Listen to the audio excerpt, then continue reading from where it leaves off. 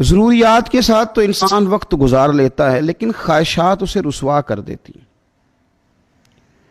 خواہشات کے پیچھے لگنے والا انسان وہ والا سفر شروع کرتا ہے جس کی واپسی کئی دفعہ بڑی مشکل محسوس ہوتی ہے۔ وہ ایسی تھکاوٹ کا شکار ہو جاتا ہے جو اترنے کو تیار ہی نہیں ہوتی۔ کیوں؟ اس لیے کہ نفس بچے کی طرح ہوتا ہے، آپ اس کی ایک خواہش پوری کرتے ہیں، یہ دوسری طلب کرتا ہے، آپ دوسری خواہش پوری کرتے ہیں، یہ تیسری طلب کرتا ہے، پھر یہ اس ضدی بچے کی طرح ہو جاتا ہے جو آپ کی بات ماننے کو تیار نہیں ہوتا، بلکہ اس کی ضد جائز ہو یا ناجائز ہو وہ صرف اپنی ہی ضد منوانے پہ تیار ہوتا ہے۔ میرا رب فرماتا ہے الہاکم التکاثر حتی زرتم المقابر، فرمایا مال کی طلب نے تمہیں غافل کر دیا یہاں تک کہ تم نے قبروں کا منہ دیکھ لیا۔ خواہشات کی طلب میں، مال کی طلب میں اتنا آگے بڑھے کہ وقت آ گیا قبر میں جانے کا، لیکن رہے غافل کے غافل۔ دکان کھلی رہی، نماز جاتی رہی، مال بکتا رہا اور تلاوت کے لیے وقت نہ مل سکا۔ انسان اپنے روزمرہ کے معاملات کو، دوستوں کو تو وقت دیتا رہا، خواہشات تو پوری ہم کرتے رہے، لیکن جو ہمارے ذمے حقوق لگائے گئے تھے وہ پیچھے رہ گئے۔ خواہشات کا پیالہ کبھی پر نہیں ہوتا، اور نبی پاک صلی اللہ تعالیٰ علیہ وسلم نے فرمایا دو بھوکے بھیڑیے بکریوں کے ریوڑ میں چھوڑ دیے جائیں، اتنا زیادہ نقصان نہیں کرتے جتنی عزت کی طلب اور مال کی طلب انسان کے دین میں نقصان پیدا کرتی۔ مجھے پہچان لو، مجھے جان لو، میری عزت کرو، میں فلاں صاحب ہوں، یہ چیز دین کو بگاڑ کے رکھ دیتی۔ چاہے جانے کی خواہش، عزت کی خواہش، اور دوسرا مال کی طلب۔ پھر جب خواہشات بڑھتی ہیں نا، پھر جائز ناجائز سارا کچھ ہی انسان اکٹھا کر کے لے آتا ہے۔ تو اپنی خواہشات کو اگر کنٹرول میں رکھا جائے اور زندگی کو ضروریات کے ساتھ وابستہ کیا جائے، خواہشات کے ساتھ نہیں، تو پھر کئی دفعہ ایسا ہوتا ہے کہ کچھ لوگ 40 سال نہیں 10 سال بھی پردیس میں لگائیں تو گزارا چل جاتا ہے۔ اگر ہم اپنی خواہشات کو کنٹرول کر لیں اور ضروریات سے وابستہ ہو جائیں تو ہو سکتا ہے ہمارے والد کو اوور ٹائم نہ لگانا پڑے۔ اگر ہم خواہشات کو تھوڑا کنٹرول کریں، ضروریات کے ساتھ وابستہ ہو جائیں تو ہو سکتا ہے ہمارا بھائی پردیس میں نہ رہے، واپس آ جائے۔ خواہشات کا گھوڑا بے لگام ہے، بھرتا ہی نہیں۔ ایک بادشاہ کے بارے میں صوفیاء نے لکھا ہے کہ اس کا یہ دعویٰ تھا کہ میں سب سے طاقتور آدمی ہوں۔ اس کا گھمنڈ توڑنے کے لیے اللہ تبارک و تعالیٰ نے ایک بندوبست کیا۔ وہ گزر رہا تھا تو بہت سارے لوگوں سے کہہ رہا تھا اپنی کوئی خواہش بتاؤ میں پوری کر دوں۔ ایک فقیر فاقہ مست درویش غبار آلود سمجھ کر حکارت سے نہ دیکھ ان کو، انہی کی ٹھوکروں سے سلطنت بنتی اور بگڑتی ہے۔ وہ بھی بیٹھے تھے، مٹی کا پیالہ لیے، لکڑی کا پیالہ لیے۔ بادشاہ نے کہا بابا کوئی خواہش؟ فرمانے لگے میں نے اپنی خواہشات اپنے رب سے وابستہ کر لی، شام کو کچھ مل جاتا ہے اس پیالے میں ڈالتا ہوں اور میں کھا لیتا ہوں، اللہ تعالیٰ مجھے عافیت عطا کرتا ہے۔ اس نے کہا نہیں میں آپ کی خواہش پوری کروں گا، اور بڑے گھمنڈ میں کہا۔ تو حضرت شیخ نے پیالہ آگے کیا، فرمایا لو کر دو۔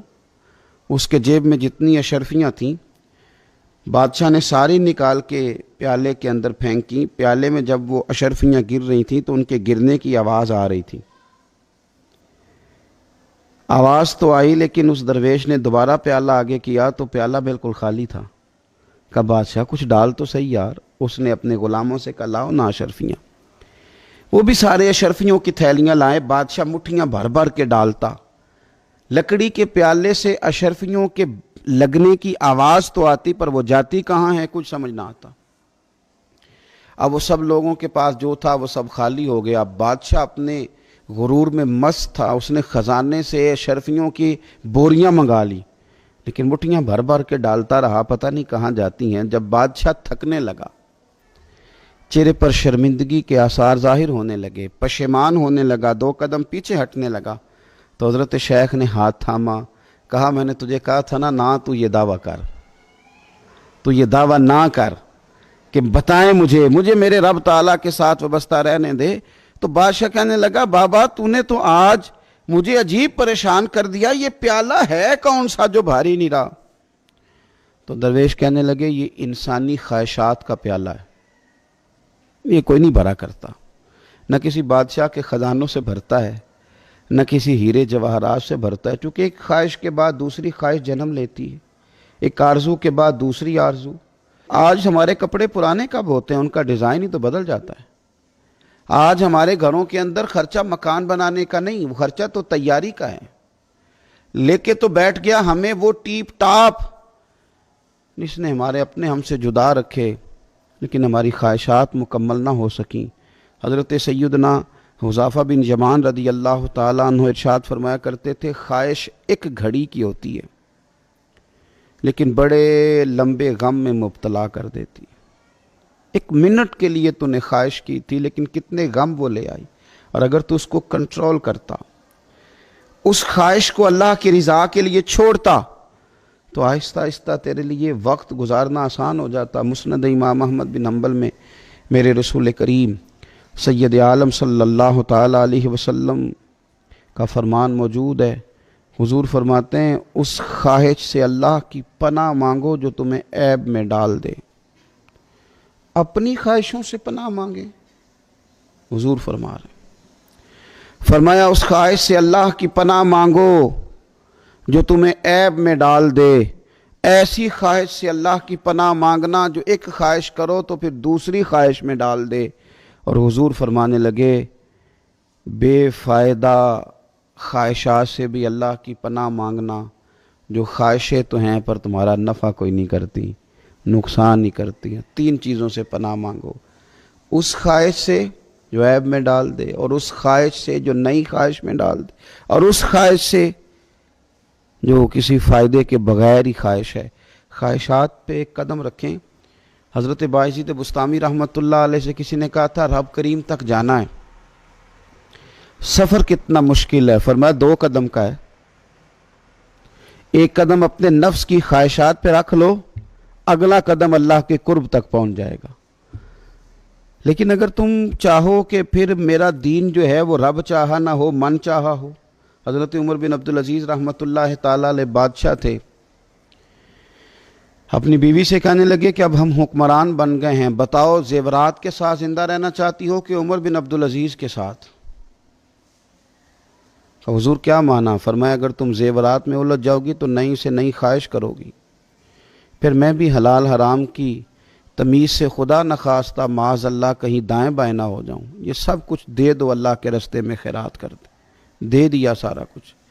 بادشاہ وقت کے بچوں نے پھٹے کپڑے پہنے، آخری وقت آیا تو بچوں کے ماموں نے آ کے حضرت عمر بن عبدالعزیز سے کہا آپ تو جا رہے ہیں لیکن آپ کے بچوں کے منہ میں تو کھانے کو نوالا کوئی نہیں، ان پہ تو غربت ہے، اور بادشاہ دنیا سے جا رہا اور بچوں کا یہ حال ہے۔ تو حضرت عمر بن عبدالعزیز رحمۃ اللہ علیہ نے بچوں کو بھی بلا لیا، فرمانے لگے پتر میں نے نہ اپنی خواہشات کو بھی کنٹرول میں رکھنے کی کوشش کی ہے اور تمہاری کو بھی، میں نے نہ تمہیں رزق حلال کھلایا ہے، بس میں نے تمہاری ضروریات پوری کی ہیں، خواہشات پوری نہیں کی، اور میں نے تمہیں تمہارا رزق کھلایا ہے، لوگوں کا چھین کے نہیں کھلایا، اس لیے کہ میرے پاس 2 رستے تھے، یا تو میں بہادر ہوتا، دوزخ سے نہ ڈرتا تو حلال حرام جمع کرتا، لیکن میں بزدل نکلا، مجھے جہنم سے ڈر آ گیا، لہذا میں نے خواہشات کو کنٹرول کر لیا اور ایسا کوئی کام نہیں کیا جو میرے اور تمہارے لیے دوزخ کا سامان بنے۔ تو بچے اٹھ کے قریب گئے، شیخ عمر بن عبدالعزیز رحمۃ اللہ علیہ کا ہاتھ پکڑ کے چوما، کہ حضور ہم پرانے حکمرانوں کے بچوں کو بھی جانتے ہیں، جب وہ گزرتے ہیں تو لوگوں کی ترچھی نظریں ان پر تنقید کے تیر برساتی ہیں، اور آپ کی اولاد جب گلیوں سے گزرتی ہے تو لوگ جب آپ کو دعائیں دیتے ہیں تو محسوس ہوتا ہے ہم بڑے عظیم باپ کے بیٹے، ہمیں یہ غربتیں گوارا ہیں، ہمیں اپنی ضروریات کے ساتھ زندہ رہنا، ہم نے بلند و بالا بنگلے تو نہیں بنائے لیکن ہم نے دعائیں بڑی جمع کی ہیں، آپ نے ہمارے لیے ذخیرہ آخرت بڑا اکٹھا کیا ہے۔ تو آج کی اس گفتگو میں جو گزارش آپ سے کی پھر دہراتے ہیں، ضروریات کے ساتھ ضرور وابستہ ہوں، حقوق سارے ادا کریں، لیکن خواہشات کے پیچھے چلو گے تو یہ تھکا دیں گی۔ یہ ایسا جنگل ہے کہ جس میں کوئی رستہ میسر نہیں آئے گا، سڑک نہیں ملے گی، ہو سکتا ہے کسی کونے میں سفر کرنے والے ہلاک ہو جائیں، لیکن خواہشات پوری نہ ہوں۔ عرش کا مالک ہماری مدد کرے اور ہمیں اللہ قناعت کی اور توکل کی توفیق عطا فرمائے۔